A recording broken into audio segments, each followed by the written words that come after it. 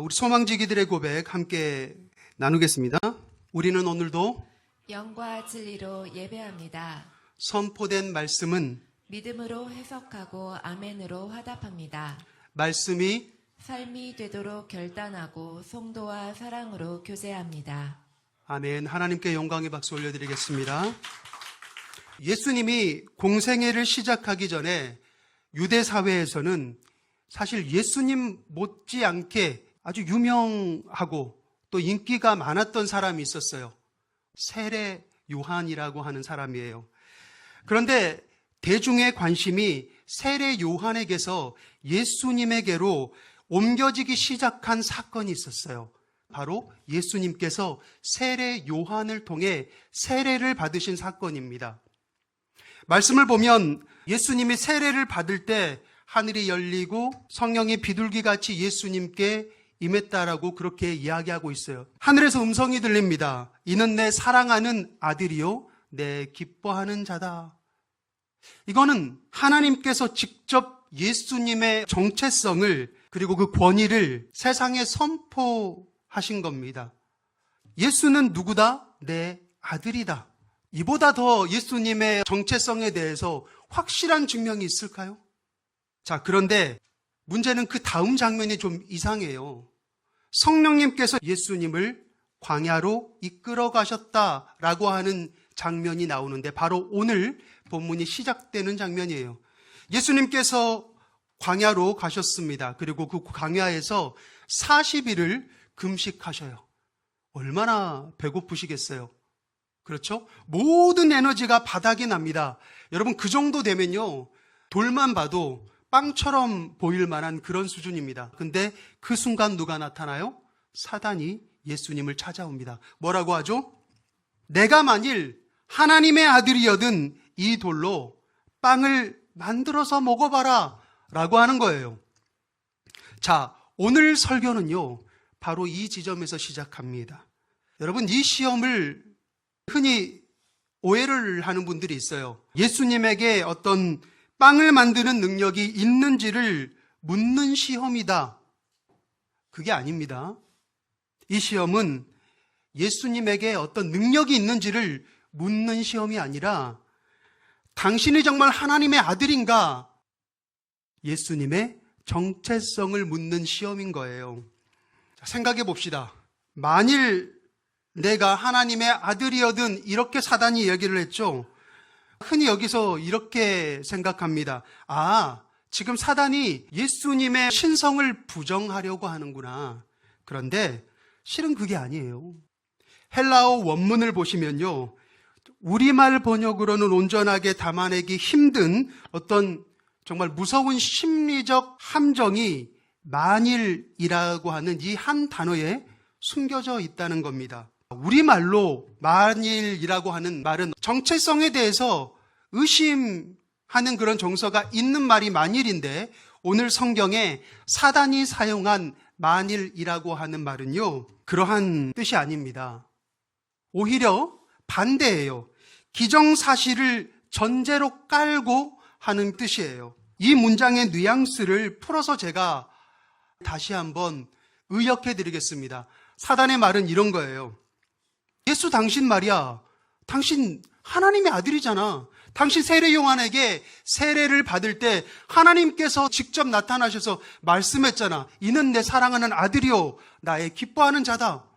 그런데 그 하나님의 아들이 지금 이 광야에서 그것도 40일이나 금식을 한다는 게 이게 말이나 되냐고. 그러나 그래도 당신은 하나님의 아들이니까 돌로 떡을 만드는 것쯤은 너무나 쉬운 일이잖아. 증명해봐. 좋은 기회잖아. 당신이 하나님의 아들임을 증명해봐 라고 하는 그러한 뜻이에요. 자, 사단은요, 예수님이 하나님의 아들이라는 사실을 그 자체를 부정한 게 아니죠. 다만 이 관계성을 교묘하게 왜곡시킨 겁니다. 오늘 이 말씀이 우리에게 중요한 이유가 있어요. 이 사단의 유혹이라고 하는 게요, 우리 일상에서도 겪는 악질적인 가스라이팅과 구조가 똑같다는 겁니다. 누군가 이렇게 말을 해요. 야, 내가 진짜 나의 절친이라면, 그렇다면 묻지도 따지지도 않고 이 정도 돈은 나에게 빌려줄 수 있어야지. 자, 여러분, 빌려줘야 됩니까? 잘 생각해 보세요. 절친이라고 했어요? 이 말을 먼저 깔잖아요. 그러니까 이미 존재하는 어떤 절친이라고 하는 관계를 인질 삼아서 특정한 행동으로 그것을 증명해 보라고 강요하는 거예요. 그렇죠? 빌려주면 어떻게 됩니까? 그 관계에 매이게 되는 거예요. 그 수렁에 빠지게 되는 겁니다. 목사님 그러면 안 빌려주면 되죠. 뭐 그렇게 심각하게 생각하세요. 그러나 또 안 빌려주면 뭐라고 이야기할까요? 너는 진짜 친구도 아니었어.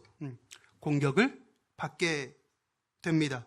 그러니까 빠져나갈 수 없는 양방향의 덫이 이 말 속에 있는 거예요. 자, 그런데 오늘 본문에 예수님이 직면하신 이 광야의 덫도 정확히 같은 메커니즘이라고 하는 겁니다. 만약 예수님이 돌로 떡을 만드셨다면 어떻게 됐을까요?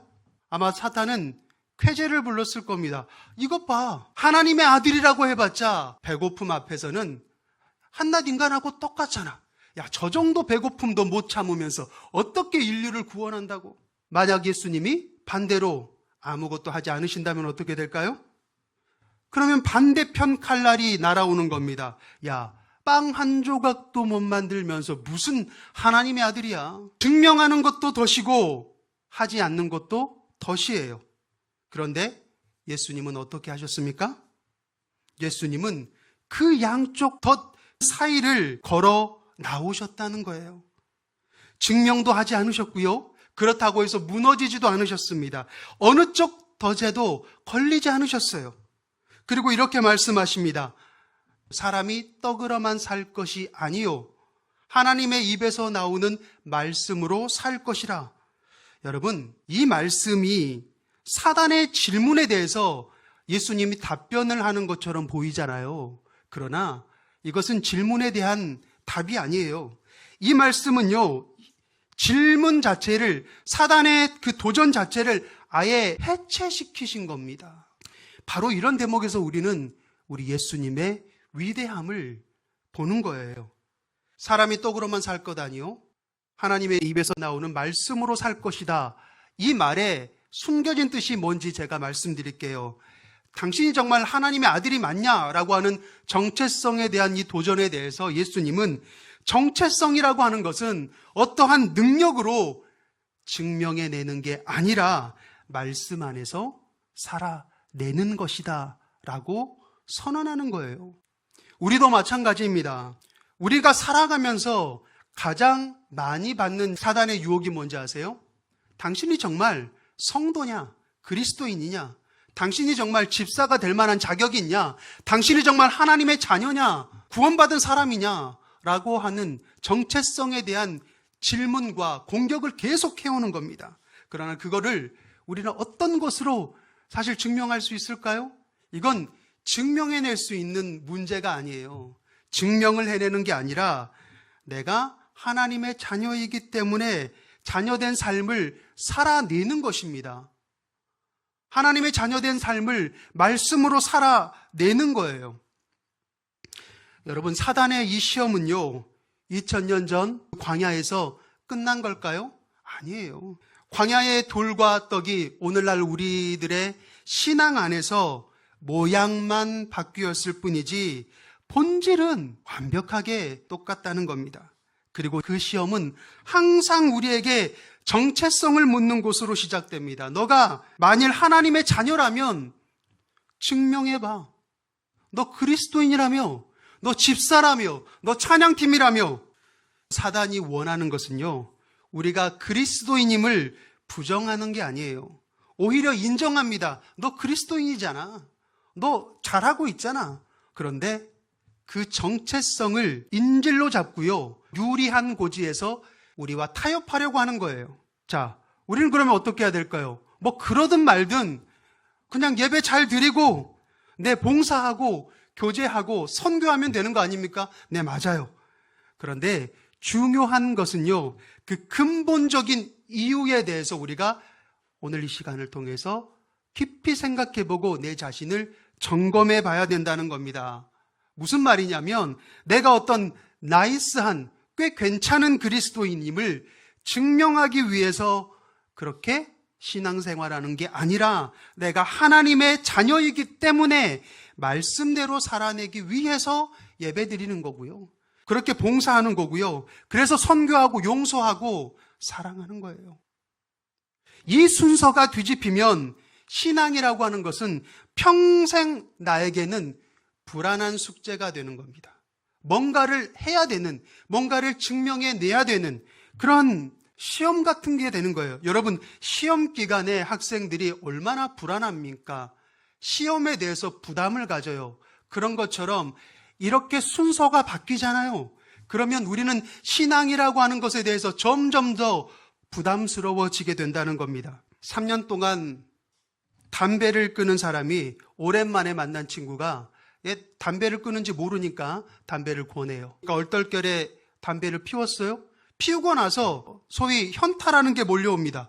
야, 내가 3년 동안 끊었었는데 역시 난 안 돼. 증명에 실패했기 때문에 스스로 무너지는 겁니다.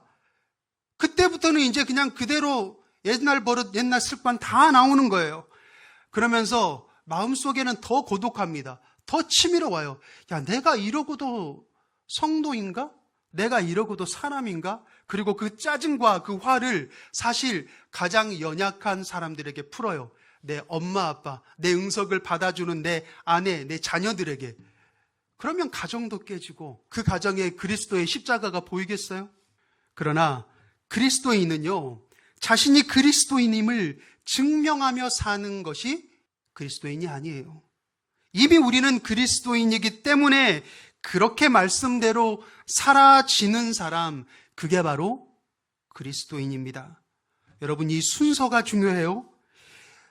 예수님 시대에도요, 이 순서가 뒤집힌 삶에 속박된 사람들이 있었어요. 그리고 예수님은 그들을 가장 무섭게 꾸짖으셨어요.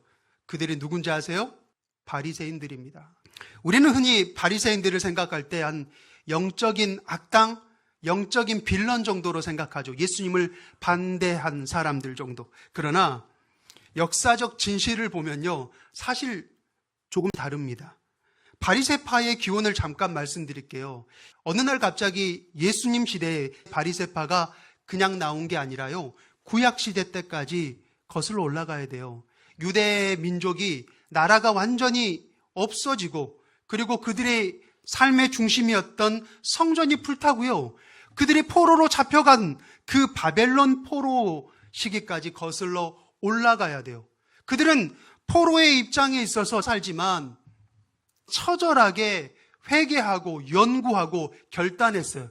야, 우리가 어쩌다 이렇게까지 망했을까? 그 이유를 찾아보니까 거기에 어떤 결론이 나왔냐? 우리가 말씀을 멀리했다. 말씀대로 살지 않았다. 그래서 우리가 이렇게 됐다. 그래서 그들이 내린 결론이 뭐냐면 이제는 진짜 말씀대로만 살자. 그들이 바로 바리새파의 기원이에요. 그러니까 시작은 어때요? 굉장히 순수했어요. 그들은요, 당대 누구보다 하나님을 가장 열정적으로 사랑했던 사람이에요. 그래서 미츠보트라고 하는 163개의 율법적인 항목들을 따로 만들어서 그것을 지키면서 살았어요. 왜? 이것을 지키면 완전하게 하나님의 말씀을 지킬 수 있다고 생각했기 때문에 그걸 만듭니다. 놀라운 일들은요, 12조를 할 때도 최소 그 씨앗 하나하나까지 다 일일이 세어서 완벽하게 11조로 구별했고요. 그리고 심지어 안식일에는 몇 걸음을 걸어야 되는 것까지 계산했어요. 그 정도로 하나님의 말씀을 지키려고 했다면 완벽한 거잖아요. 칭찬을 받아도 수백 번, 수천 번을 받아야 되잖아요. 그런데 예수님은 그들에게 뭐라고 평가했는지 아세요? 화 있을진저. 들어보셨죠? 조선말로 바꾸면 뭐예요? 이 천벌을 받을 놈들 같으니라고. 하늘이 무섭지 않느냐? 이 말이 바로 화 있을진저 그 말이에요. 예수님이 도대체 말씀을 지키려고 이렇게 몸부림치는 사람들에게 왜 이렇게 말씀하셨을까? 바리새인들의 행동 자체가 틀린 게 아니에요. 예수님이 그들에게 화를 내신 건 그 밑바탕의 근본적인 이유와 결정적으로 순서가 완전히 뒤바뀌었기 때문이라는 겁니다. 하나님의 자녀이기 때문에 말씀대로 사는 게 아니라 나를 증명하기 위해서 말씀대로 살았던 거예요. 내가 중심에 있는 겁니다. 내가 얼마나 잘하는 신앙인인지, 내가 얼마나 구원받을 만한 덕목을 갖추고 있는 사람인지, 그들이 만든 이 법칙, 이게 하나님을 향한 사랑의 언어가 아니게 된 거예요. 변질된 겁니다. 자신의 어떤 자격을 입증하기 위해서 매일 제출해야 되는 일종의 어떤 레포트가 되는 겁니다. 누구보다 말씀을 잘 알고 연구하고 달달달 외우고 다녔던 사람이지만 그럼에도 불구하고 그들에게 말씀은 기쁨이 되지 못하고 오히려 짐이 됐던 거예요.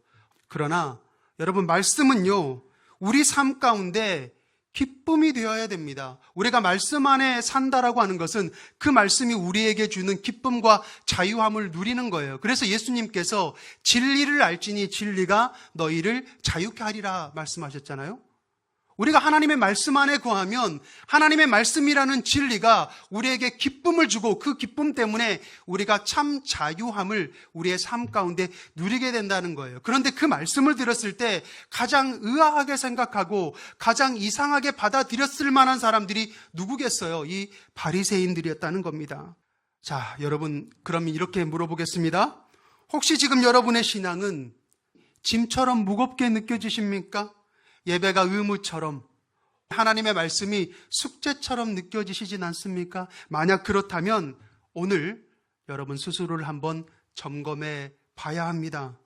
나는 지금 하나님의 자녀이기 때문에 이것을 하고 있는가, 아니면 하나님 앞에서, 아니면 교회 앞에서, 사람들 앞에서 나를 증명하기 위해서 이걸 하고 있는가? 그 이유가 중요해요. 그런데 그 이유가 우리의 신앙의 전부를 바꿉니다. 자, 오늘 말씀 제목이 순서를 바꾸는 시험입니다. 이제 결론이에요.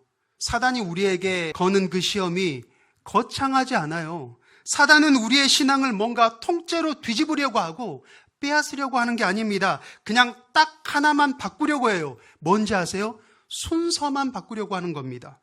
하나님의 자녀이기 때문에 내가 말씀대로 살아야지, 이 말씀을 살아내야지, 이게 옳은 거예요. 이게 맞는 순서입니다. 그런데 사단은요, 네가 말씀대로 증명해봐, 그래야 네가 하나님의 자녀라고 불릴 수 있는 것이지, 이것이 바로 사단이 바꾸려는 순서예요. 내용은 같아 보이죠. 예배도 드리고 봉사도 하고 헌금도 드립니다. 그런데 이유가 다릅니다. 그 이유의 차이가요, 우리의 신앙을 자유로 만들기도 하고 감옥으로 만들기도 하는 거예요. 저는 목사의 아들로 살면서 한때 정말 제 신앙이 숨막히는 그런 신앙이었어요. 야, 목사 아들이 저래도 돼? 라고 하는 말을 들어서는 절대로 안 되겠다라고 생각을 했거든요. 내가 만약 그러한 말을 들으면 우리 아버지 목회에도 엄청나게 피해가 가고 자존심도 허락하지 않고 하나님 앞에서도 무너지는 거니까, 아, 목사의 아들이 저래도 돼? 라고 하는 것에 매여 있었어요. 그래서 신앙 자체가 너무너무 버겁고 힘든 겁니다. 예배 드리는 것도 힘들고, 뭐 행동 하나하나가, 제가 아무리 열심히 하고 순수하게 한다고 해도 사람이기 때문에 넘어질 때가 있고 실패할 때가 있잖아요. 한번 실패하잖아요. 그런 마음속에서부터 와, 나 진짜 안 되나 봐. 나 때문에 우리 아버지 목회가 굉장히 큰 타격을 입었을 것 같고, 그러면 내 스스로 겉으로는 그냥 여전히 목사의 아들 같이 행동을 해요. 하지만 내 안에서는 엄청나게 방황을 하는 겁니다. 나는 쓰레기 같고 목사의 아들도 아닌 게 아니라 그냥 사람도 아닌 것 같은 그러한 마음으로 내 자신을 몰아세웠던 적이 있어요. 그런데 지금은요, 목사잖아요. 그런데 목사면 더 부담스러워야 될 거 아닙니까? 그런데 오히려 지금은 너무 자유스러워요. 뭐가 변하게 됐을까요? 순서가 바뀌니까 제가 변했어요. 목사니까 설교 준비해야 되고 성도들을 위해서 막 기도의 자리로 나와야 되고, 그러면 엄청 부담스러울 것 같잖아요. 그런데요, 저는 목사기 때문에 하는 게 아니에요. 저는 하나님의 자녀이기 때문에 당연히 말씀 봐야지, 말씀 보고 연구하고 어떤 말씀으로 성도들과 함께 나눌까? 위로를 줄까? 하나님의 자녀이기 때문에 기도의 자리로 나오는 거예요. 목사이기 때문에가 아니라. 그렇게 생각하니까 이거는 당연한 거고 나를 위해서 하는 거예요. 그러니까 그때부터는 모든 것이 기쁘고 행복한 겁니다. 어떤 분이 야, 목사로 산다는 거 너무 힘든 것 같은데 목사님 대단해요? 아니요, 대단하지 않아요. 여러분도 똑같이 할 수 있습니다. 뭐만 바꾸면 돼요? 근데 하나님의 자녀니까, 하나님의 자녀기 때문에 내가 말씀대로 살아야 되고 기도해야 되고 수요일 날 기도 시간에 소망의 언덕에 나와야 되고, 그렇게 생각 조금만 바꿔요. 순서만 바꾸면 신앙이 달라지고 자유함을 얻을 수 있다는 겁니다. 사랑하는 성도 여러분, 증명하는 신앙은 이력서예요. 이력서 써봤죠? 얼마나 초조하고 부담스럽습니까? 무겁죠? 야, 이 정도 해가지고 될까? 뭔가 하나라도 좀 더 해야 될 것 같은데, 이게 여러분 순서가 바뀌면 이런 신앙이 되는 거예요. 그러나 자녀이기 때문에 말씀대로 사는 신앙은 그 자체가 기쁘고 자유로워요. 오늘 성경은 예수님이 광야에서 사단을 이기신 것만을 말씀하시는 게 아니에요. 예수님은 오늘 말씀을 통해 광야 같은 우리의 인생길에서 우리가 어떤 방향으로 가야 할지 그 길을 당신이 보여주신 겁니다. 이제 그 길을 따라가십시오. 기도하겠습니다. 사랑과 은혜가 한량없이 많으신 하나님 아버지, 감사합니다. 우리는 지금껏 내 신앙이 왜 이렇게 부담스러울까? 왜 이렇게 힘들까? 내가 이렇게까지 하면서 교회를 다니고 신앙생활을 지켜가야 할까라고 하는 무거운 마음이 있을 때가 있었습니다. 그러나 나는 하나님의 자녀이기 때문에 말씀을 봐야 하는 거죠.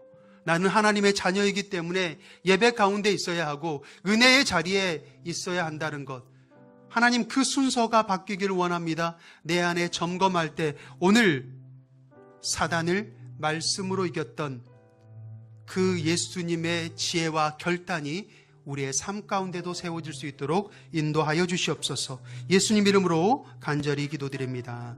아멘.